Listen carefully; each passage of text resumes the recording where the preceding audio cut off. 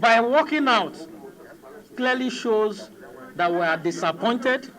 We are disappointed in the action of the chair of the committee of the whole, which in effect is the Deputy Speaker, Idris Wase.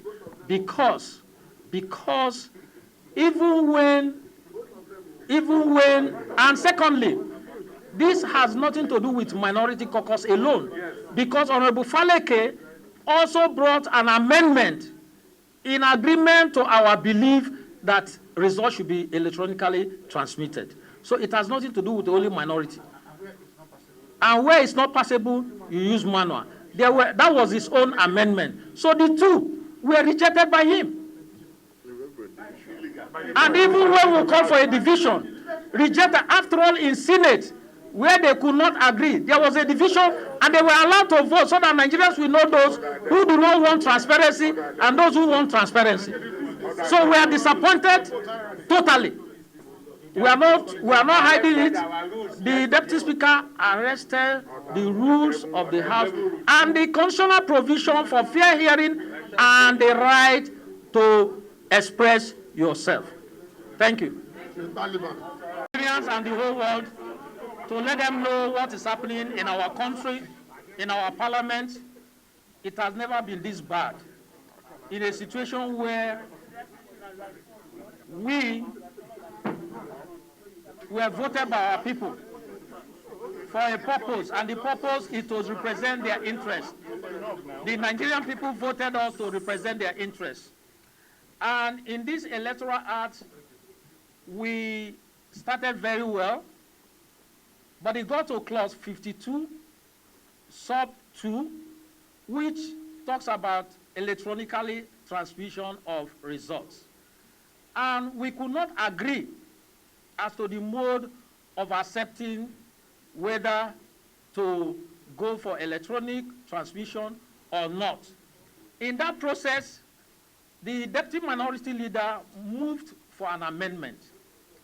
In his amendment, he posited that he wanted that amendment should read that the next election should be by electronic transmission of results.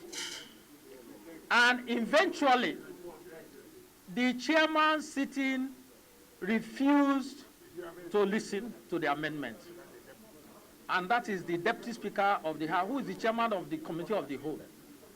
The Speaker tried to intervene, and when we could not reach an agreement, we had to adjourn, and a decision was taken by the House that we should invite INEC and NCC to talk about the ability to ensure that results are transmitted electronically all over the country. But to our greatest surprise, upon resumption this morning, we found out that INEC was asked to stay back.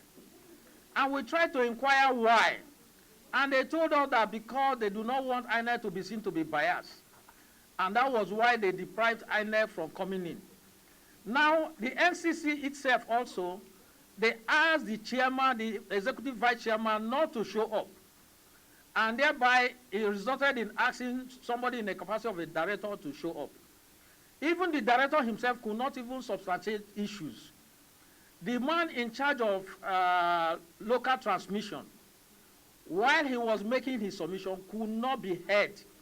And I stood up to ask him, you are under oath. Is it that you're always like this, or you talk like this, or you are under stage fright? But I was shouted down. And we went on. The Speaker suggested that we should step down that clause 52, and we go other clauses, after which we will come back. Now, having done that, he was not trying to ask that they move a motion for us to go back to plenary and report progress. And that resulted in us, through me, standing up to ask the chairman, is it that we're not going to go back to that clause because, to our opinion, that clause 52.2 hadn't even been taken, talk less of asking us to apply the rules of the House. We say that you should come by way of rescission. If you do that, it means that you are saying that ab initio it had been carried. And we said no, that ab initio it was never carried, and that informed why we suspended the further consideration of the bill to today. But he refused and said that it has been carried. And we had no other choice but to come back and tell Nigerians that we cannot be part of that fake process where they are depriving Nigerians of their right to their result to be counted accurately. Because by electronic transmission of results, it will mean that it will guard against fraud. It will guard against rigging. And votes can count.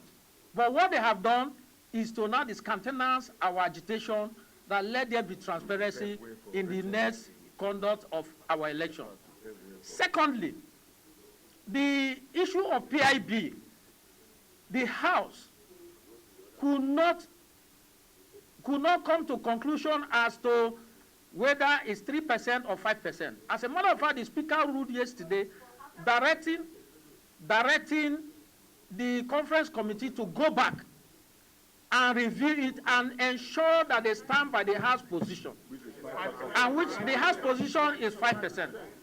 Now we are also hearing, even when it's not in the other paper, that they want to smuggle it in and pass it. This is the unfortunate situation we have found ourselves. It has never been this bad, where you can go ahead and consider a report where you do not have a quorum. So for us, whatever they are doing there is a nullity. And when we return back, we will continue with this agitation and ensure that the right thing is done.